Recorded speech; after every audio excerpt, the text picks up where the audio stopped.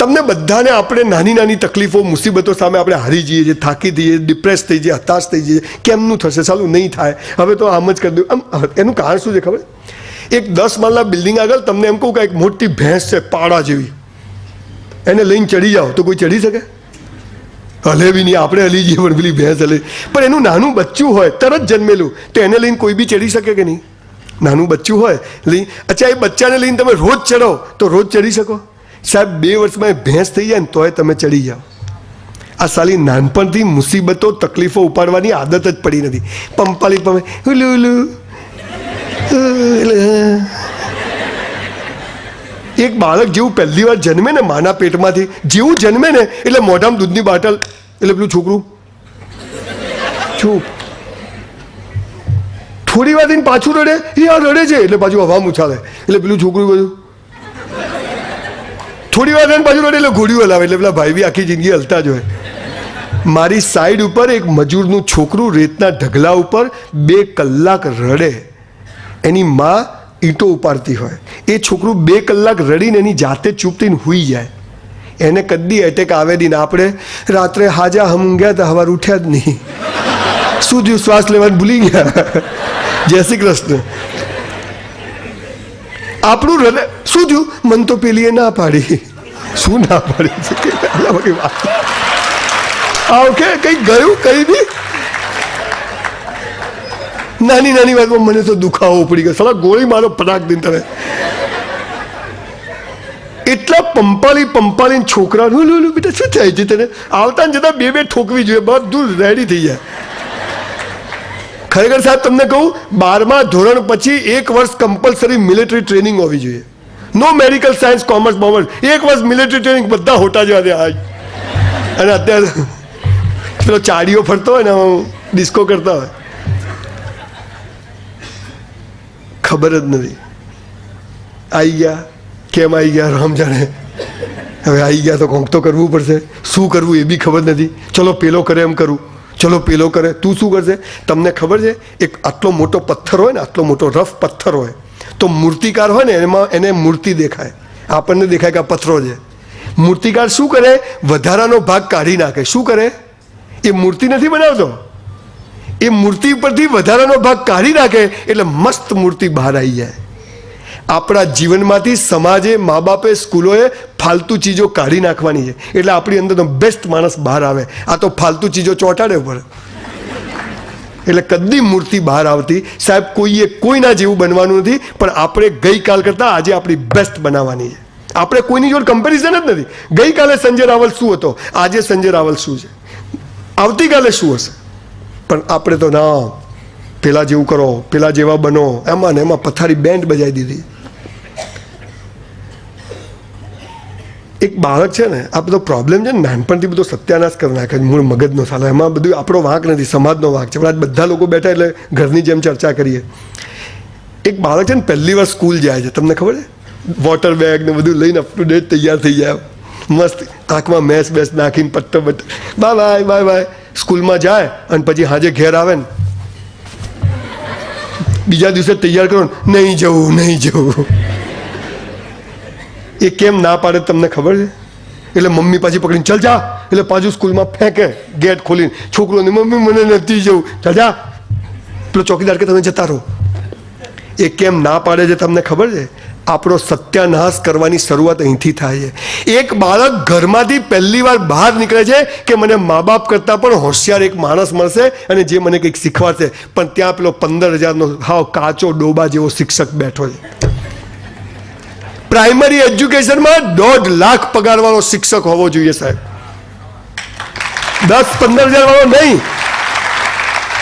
50 બાળકો પીપી છીછી કરતા ઉભા હોય, બેન કે ઘેર જતો રહે, પેલો કે જાઓ ચલો. કોલેજમાં 1.5 લાખ પગાર. હાલ ત્યાં તો છોકરા જ નથી હોતા. સૌથી હોશિયાર શિક્ષકો, પીએચડી, ડોક્ટર, માનસિક ચિકિત્સકો, સૌથી જે બાળકને કેવી રીતે કપડાં પહેરવા, કેવી રીતે ઊભા રહેવું, કેવી રીતે બોલવું, કેવી રીતે શું કરવું, બધું શીખવાડે એવા હોશિયાર શિક્ષકો પ્રાઇમરી એજ્યુકેશનમાં હોવા જોઈએ. ત્યાં પેલો બીએડ પ્રી પીટીસીનો કાચો શિક્ષક બેઠ. એ શિક્ષકને મારો કોઈ વિરોધ નથી, એ શિક્ષકથી મારે કોઈ લેવા દેવા, એ સિસ્ટમનો ભાગ. પણ સિસ્ટમ બદલવાની કે પ્રાઇમરી એજ્યુકેશનમાં 1.5-2 લાખ પગારવાળો શિક્ષક હોવો જોઈએ. આ તો કે 8મા સુધી નોટો ચડાવી દો ઉપર. ખાલી કોરી નોટો બધી 8માં 9માં ટ્રાફિક જામ. પેલો સાહેબ વાળો ખેંચે, ખાલી આ નોટો ક્યાંથી આવી બધી આવડતું. સરકાર પાછી ગૌરવ લે અમારું શિક્ષણ સ્તર સુધરી ગયું છે, તંબુરામાંથી સુધરી ગયું છે.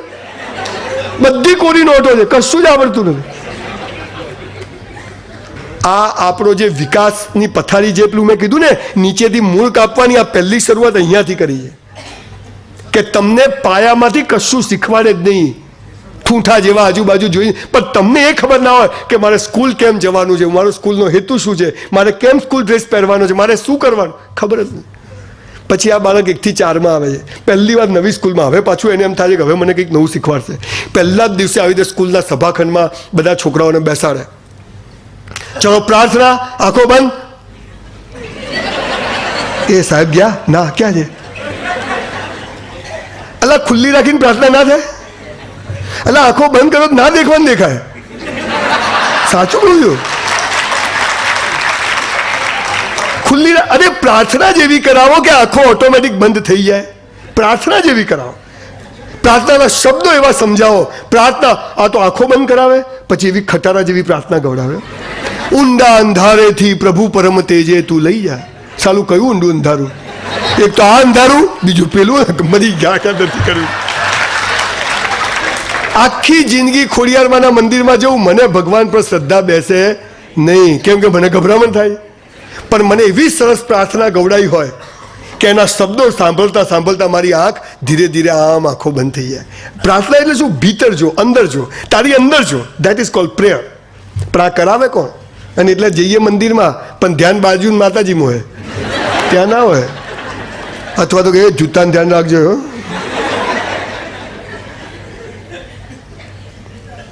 પથારી ફેરવી નાખે. આ બાળક થોડું મોટું થાય છે, 5 થી 7માં આવે એટલે એને એમ થાય કે હજુ ચલાવ, કંઈક નવું શીખવા મળશે. હોંશે હોંશે પાછું સ્કૂલમાં જાય. પહેલા જ દિવસે ચાલુ કરે એનો સત્યાનાશ કરવાનો. સુખનું વિરોધી શું? અમીરનું વિરોધી શું? દિવસનું વિરોધી શું? સફળતાનું વિરોધી શું? અમીરીનું વિરોધી શું? સૂરજ કઈ બાજુ ઉગે? કઈ બાજુ હાથમે? જે સત્યાનાશ કર્યો છે.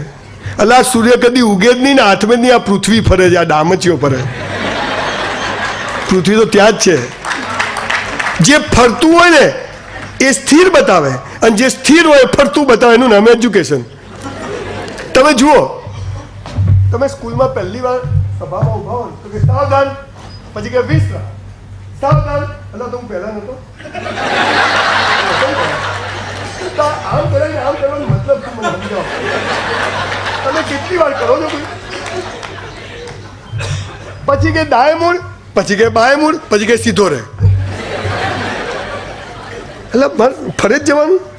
એટલે તમને ટ્રેનિંગ આપે છે કે સ્થિર ના રહો, ફરતા રહો, લાઈનોમાં ઊભા રહો, ધક્કે ચડો, સાવધાન વિશ્રામ કરે જાઓ, મજા કરો. સૂર્ય કદી ઉગતો જ નથી ને આથમતો જ નથી. હજી સુધી ભરાવે છે કે પૂર્વમાં ઉગે ને અહીંયા હાથમે. એમ કેવું છે કે સૂર્ય સ્થિર છે, સૂર્ય તો એક દોરો ફરે, પૃથ્વી સળગી જાય. પણ એમ કેવું છે કે પૃથ્વી સવારે સૂર્યની સામે હોય છે, પૃથ્વી સાંજે આ રીતે હોય છે. પણ ઊંધું ભણાવે. સુખ પૂરું થાય ને ત્યાં દુઃખ શરૂ થાય, અને દુઃખ પૂરું થાય ને ત્યાં સુખ શરૂ થાય. દિવસ પૂરો થાય ત્યાં રાત શરૂ થાય, અને રાત પૂરી થાય ત્યાં દિવસ શરૂ થાય. અમીરી પૂરી થાય ત્યાં ગરીબી શરૂ થાય, અને ગરીબી પૂરી થાય ત્યાં મારા જેવી નોટો પેદા થાય. આ વિરોધી નથી, પૂરક છે, જરૂરી છે. It is required. જન્મ પૂરો થાય તો મૃત્યુ શરૂ થાય, અને જેવું મૃત્યુ પૂરું થાય જન્મ શરૂ થાય. બોલો આ પૂરક કહેવાય કે વિરોધી કહેવાય? And this education system giving you the choice કે do the choice this one. પેલું ઘડિયાળનું લોલક જોયું છે? ઘડિયાળનું લોલક હવે તો આવતી નહીં, સાલી પેલી આવી ગઈ. પહેલાં આવતી હતી ખબર, પેલું નીચે લટકતું હોય એમ. તો આમ બે બાજુ જાય કે અડધે જઈને પાછું જાય? એમ આમ લોલક આમ બે બાજુ જાય કે આમ અડધે આવીને પાછું જાય? એવી ઘડિયાળ આવે કે આમ વચ્ચે આવે ને પછી એક બાજુ એવું થાય? તો સુખ દુઃખ, અમીરી ગરીબી, દિવસ રાત, સફળતા નિષ્ફળતા, આ હોય ને ત્યાં જીવન ચાલે. તમને કહે છે એક જ જોઈએ, એક ના જોઈએ. એકની કોઈ વેલ્યુ નથી. સાહેબ 12-54 ડિગ્રી ના હોય ને તો એસી હોલની કોઈ વેલ્યુ જ નથી. અમેરિકામાં એસી હોલની જરૂર ખરી? સવાલ શું છે કે આપણને સાચી વાતો શીખવતા જ નથી, બધું જ ખોટું શીખવાડ્યું. અને એના કારણે આપણો વિકાસ થતો નથી. અત્યારે સમાજમાં સૌથી વધુ છોકરા છોકરીઓના પ્રશ્નો, હું 4 દીકરીઓનો બાપ છું, 2 મારી ને 2 મારા ભાઈની, અમે જોઈન્ટ ફેમિલીમાં રહીએ છીએ. 3ને પરણાવી દીધી, 1 બાકી છે, છેલ્લું મોડલ, અને 2 દીકરાઓ છે. કોઈ સારી છોકરીઓ કહેજો, દુઃખી નહીં કરું. એટલે શોધું છું ઓનેસ્ટલી, ભાઈ જાહેરમાં કહી દેવું સારું. જન્મ, કોઈ જન્મે ને હેપી બર્થડે ફૂકો મારે, આજે ફૂકો મારે એનાથી ચેતવું. આ લોકો સમાજમાં અંધારું કરે. ખરેખર 30 વર્ષે 30 કેન્ડલ, 31 વર્ષે 31, 35 વર્ષે 35, 50 વર્ષે 50, જેટલા વર્ષ થાય એટલી કેન્ડલ કરવાની, સમાજમાં અજવાળું કરવાનું. આ તો કે ફૂકો મારો, આ રહી ગઈ ફૂ. પાછો પેડા ને જલેબી વેચે. સાલા તારું નોમ કાઢશે, યાદ રાખજે તું મોટું. વેચ હાલ જેટલી વેચવી એટલી. અને કોઈ મરી જાય, મારા બાપા જતા રહ્યા. એક જણના ઘરે ગયો તો ફોટાને હાર પહેરાયેલો. આપણને હાલું કંઈ ગમતું જ નથી. ફોટાને હાર પહેરા. સંજય બી રાત્રે ખીચડી ખાધી, સહી પકડે હે, ટીવી જોયું અને સૂઈ ગયા. સવારે ઉઠ્યા જ નહીં. મેં તો ભગવાનને ગમ્યું ખરું, જે થાય સારા. શું હારા માટે? નોમિનેશન બાકી હતું. એને પેલા બાપા મરી ગયા એની ચિંતા નથી, પણ નોમિનેશન રહી ગયેલું. પછી એને એમ તો ખોટો લોચો એટલે કે ના ના પણ સાહેબ સંજયભાઈ ભગવાન કેમ આવું કરે? મેં તો બધાને બાપા મરી જાય, તારે એકલાને થોડી મરે.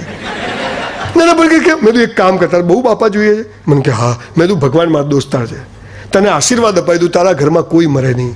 તારા 70 વર્ષના પપ્પા મમ્મી, એના 100 વર્ષના પપ્પા મમ્મી, એના 150 વર્ષના પપ્પા મમ્મી, એના તારા ઘરમાં 70-80 પપ્પા મમ્મીઓ પડ્યા હોય. ના ના કે તો છોડ. વરસાદ ના આવે ને, બોલો આવતો જ નથી. સંજયભાઈ અઠવાડિયું થયું અને પછી પડે એટલે હે હવે બહુ થઈ ગયું. હવે ગરમી પડે, કપડાં જ નથી પહેરવા હવે તો. અને ઠંડી પડે, હું જ જવું 10 વાગે ઉઠું. તને હાલાકી ગમતું જ નથી. ભગવાન તને પૂછીને કરે, ગરમી પાડું, ઠંડી પાડું, વરસાદ આપ, કંઈ બી થાય. ભગવાન કેમ આમ કરે છે? તમે જ્યારે ફરિયાદો કરો છો ને કોઈ પણ પ્રકારની, કોઈને પણ, ત્યારે ઈશ્વર તમારાથી દૂર થઈ જાય છે. અને તમે જ્યારે બધી જ પરિસ્થિતિનો સ્વીકાર કરો છો ત્યારે ઈશ્વર તમારો મિત્ર બની જાય. So never regret for anything in life. તમે જ્યારે એમ કહો છો ને કે કેમ આમ થયું, ભગવાન કહે છે જખ મારવા. તમને સંભળાતું નહીં, મને સંભળાય છે.